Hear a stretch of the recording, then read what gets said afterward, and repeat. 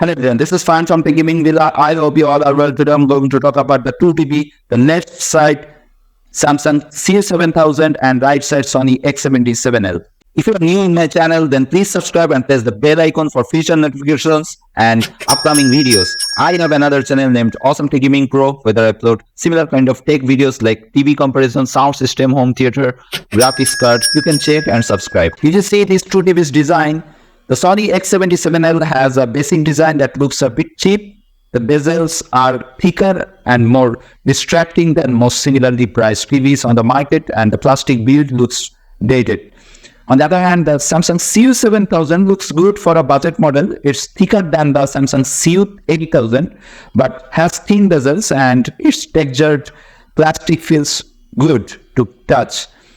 Overall, this doesn't feel like a budget model. The X77L feet are very basic and are set close to the sides of the TV, so you will need a large table for the TV if you are not planning on wall mounting it.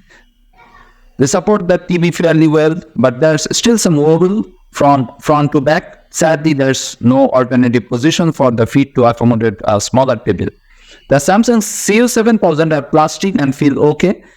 You don't need to screw them in. You just slide the feet in place, which makes for a quick and easy install process.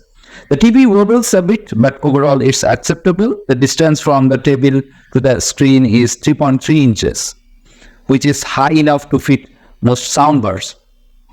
The X77L, the back of the TV is plain and looks a bit cheap. The inputs are inset into the back of the TV, so they are hard to access when the TV is wall mounted.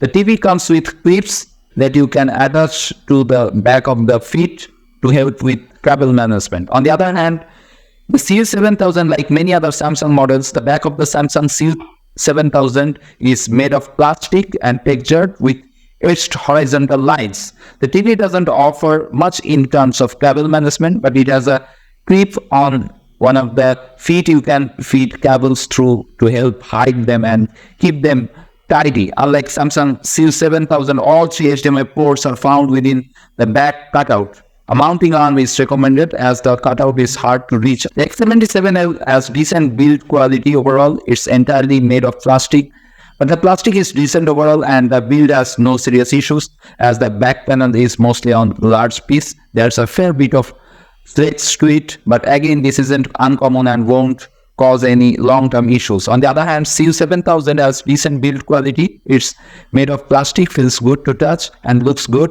It's thicker than the Samsung CU8000, but doesn't flex nearly as much when you shake the panel, which is likely helped by the added thickness, so it feels sturdier.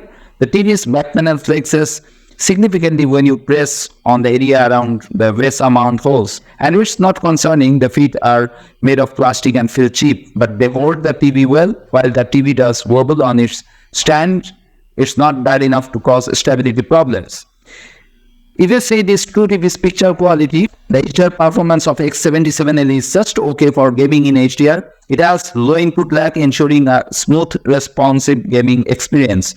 It also has an okay response time, so motion is fairly clear with little blur behind fast-moving objects. On the other hand, HDR adds almost nothing to this TV, as it has a very low contrast ratio, low peak brightness, and no local dimming to improve its dynamic range. It can't display wider color gamut either, and overall HDR looks flat and dull. The positive side of X77L is its good accuracy before calibration, low input lag in the game mode, excellent PQ EUTF tracking, flicker-free at all brightness levels. But the downside of this X77L is terrible contrast and no local dimming, low peak brightness, can't display a wide color gamut, and X77L is limited to a 60 Hz refresh rate and no VRR. Auto low latency mode ALNM only supported on one port. On the other hand, the Samsung CU7000 is much better. It is satisfactory for HDR gaming. The TV has incredibly low input lag, much better than X77L. So there is no delay between the inputs on your controller and the actions on the screen. It also has a good response time, so there's minimal blur with quick moving objects, but due to the lack of VRR, you'll have screen tearing. It also lacks HDMI 2.1 bandwidth and is limited to 60 Hz like X77L, so it's not a good pairing with modern gaming consoles. The TV has poor HDR quick brightness and doesn't support a wider color gamut, so highlights and colors don't pop the way they should with HDR games on CU7000. It has an adequate contrast ratio, but since it lacks a local dimming feature, blacks aren't deep when there are bright highlights on the screen. So the positive side of CU7000 is fast moving action is crisp, especially in bright scenes, incredibly low input lag in game mode, adequate contrast for deep blacks in dark scenes. But the downside of CU7000 is lacks a local dimming feature, doesn't get very bright, even it's not as bright as X77L. Its narrow color gamut and terrible pre-calibration color accuracy also bad. X77L calibration is much better than CU7000. And CU7000 is limited to 60 hours and no VRR support.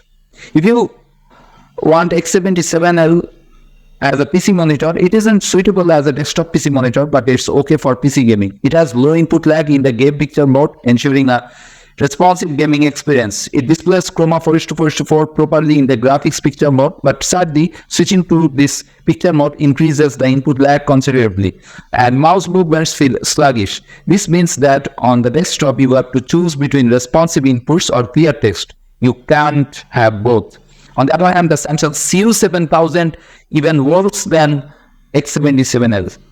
It is decent for use as a PC monitor. Its incredibly low input lag gives a responsive desktop gaming experience, making your mouse movements smooth, but it's not good like X77L.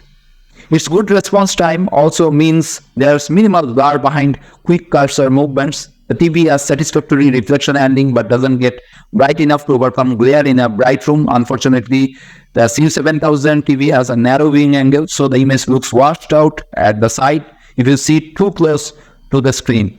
It displays chroma 4:4:4 properly, which is essential for clear text for a PC, but since it uses a BGR sub-pixel layout, there are still some text clarity issues that affect readability. If you see the picture quality of X77L, the X77L contrast ratio is much lower than the CU7000. The contrast ratio of this TV is terrible. Blacks are raised and washed out even in beam scenes, and the entire screen looks washed out when very bright highlights are visible in otherwise dark scenes. On the other hand, CU7000 contrast is adequate and blacks look great in dark scenes. Unfortunately, due to the lack of local dimming, dark scenes look washed out when bright highlights are present. For something with better contrast, look up the QLED TV Samsung. The X77L TV doesn't have a local dimming feature. There's no blooming around bright objects or subtitles in dark scenes. Same as CU7000 also. There's no blooming on CU7000 around bright objects or subtitles in dark scenes, as the TV can't brighten highlights without impacting the rest of the scene. Dark scenes look washed up. X77L can't adjust the backlight of individual zones to brighten up highlights without impacting the rest of the image, but this means that there's no distracting flicker or brightness changes as bright highlights move between zones. The CU7000 also can't adjust the backlight level of individual zones to brighten up highlights without impacting the rest of the scenes. So in this new TV, which TV you like the most? Samsung CU7000 or Sony X77L? Please write in the comments below. Each TV has some strengths and weakness, but overall X77L has better processing than CU7000 but much less contrast than CU7000. So what's your thought about this two TV? Please write in the comments below. That's it from now.